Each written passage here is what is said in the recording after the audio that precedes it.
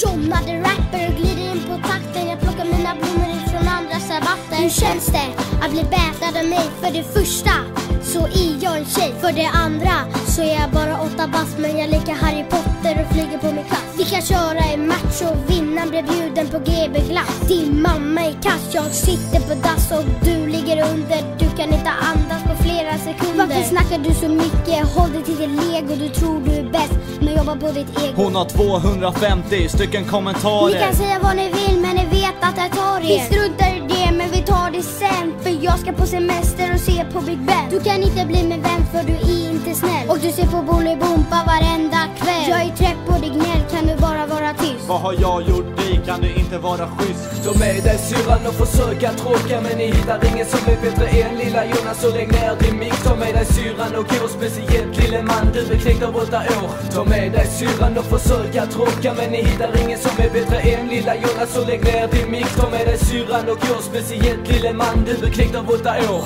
Hörde lite skit, ville någon battla Jonna? Hörru du lille man, det är bara att komma. Men vill du inte längre? Nej, jag tänkte väl det. För nu när Jonna greppar micken så är det nog för sent. För de flesta som trodde de var bra för det mesta, så vet du och jag att Jonna är den som är stjärnan idag. Men det här är bara en av alla låtar hur Jonna blivit duktig. Det är en gåta som en gåva från ovan. Ja, hon kallas Gud. När Tobbe rör vid micken kommer inte ett ljud. Som ett meningslöst djur som knappt förstår någonting. Du har inte en chans att se dig omkring. Vi står i en ring. Är du beredd? Med alla dessa blickar skulle jag mer vara rädd. Ja.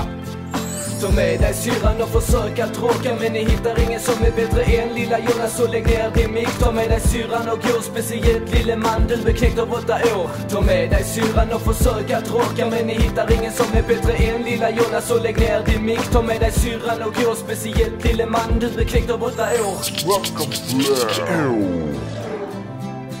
Piku och Jonna Juice.